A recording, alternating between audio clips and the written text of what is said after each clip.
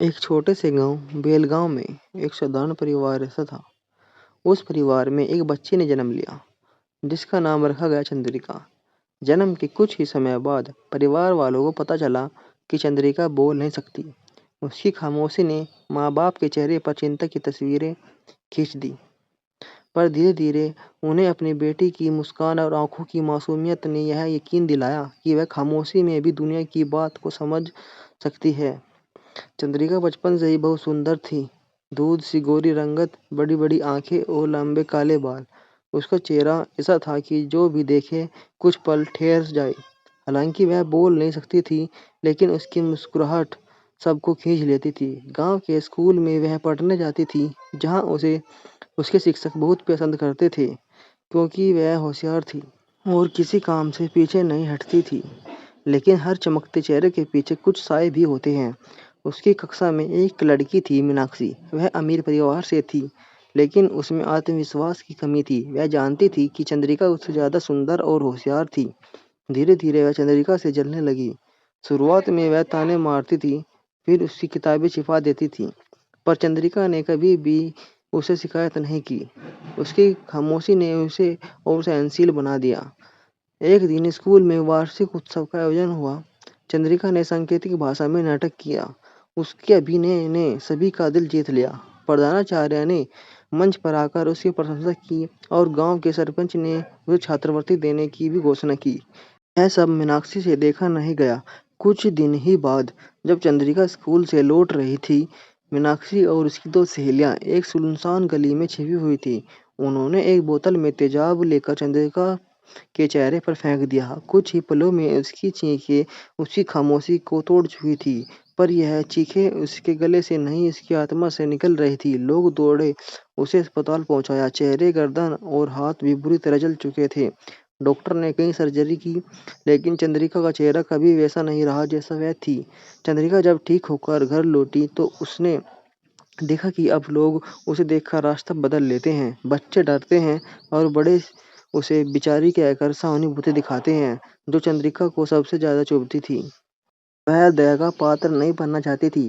कुछ महीनों बाद एक दिन वह शहर के पास फुटपाथ पर बैठी थी, जब उसकी नज़र एक लड़के पर पड़ी। वह फटे पुराने कपड़े पहने भीख मांग रहा था, पर उसकी आंखें में कुछ अलग था, जैसे वह भी हार मानने वालों में से नहीं था। उसका नाम आरिफ था। आरिफ और चंद्रिका के बीच कुछ दिनों में अनोखी दोस्ती हो गई। दोनों के पास कहने को बहुत कुछ था, लेकिन शब्द नहीं थे। एक मूक लड़की और एक बेसहारा लड़का, दोनों ने एक दूसरे से सहारा ढूंढ लिया। आरिफ ने धीरे धीरे चंद्रिका को समझाया कि वह जीवन से भाग नहीं सकती, उसे कुछ करना होगा, खुद के लिए, समाज के लिए। एक दिन चंद्रिका ने अपने बचाए हुए पैसे से एक झोपड़ी किराए पर ली। वहीं उन्होंने 5 गरीब बच्चों को पढ़ाना शुरू किया। शुरुआत में कोई विश्वास नहीं करता था कि एक चेहरा बिगड़ा हुआ है, लड़की किसी को कुछ सिखा सकती है। लेकिन बच्चों ने जल्दी ही सीखना शुरू कर दिया। उनकी पढ़ाई में रुचि बढ़ने लगी। गांव के लोग हैरान थे कि जो लड़की अब तक खुद सहारा ढूंढ रही थी, वह दूसरों को उड़ने की ताकत दे रही थी। धीरे धीरे उस झोपड़ी में स्कूल का रूप ले लिया।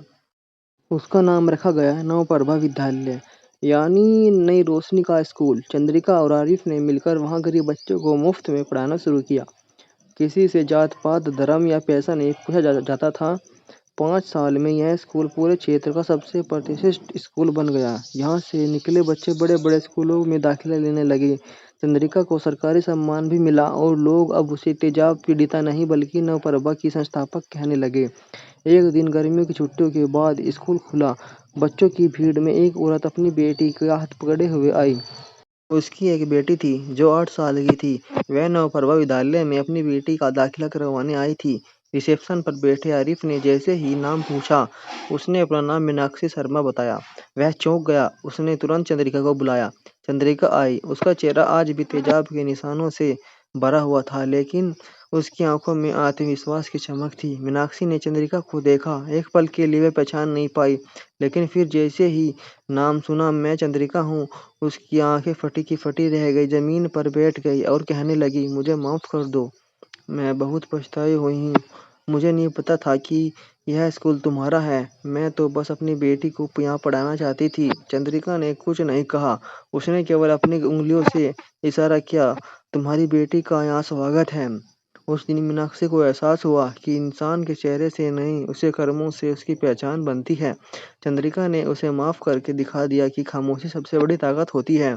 वह दिलों को बदल सकती है। आज नवप्रभा विद्यालय में 500 से ज्यादा बच्चे पढ़ते हैं। चंद्रिका और आरिफ ने मिलकर एक मिशन शुरू किया, तेजाब पीड़ितों के लिए पुनर्वास केंद्र, जहां उन्हें शिक्षा, इलाज और सम्मानजनक जीवन जीने का हक दिया जाता था।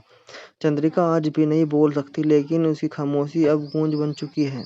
जो समाज उसे कभी बुरी नज़र से देखता था, आज उसकी तारीफ करता है उसके किए हुए कामों को अनुसार। इसीलिए आप भी ऐसे ही काम कीजिए।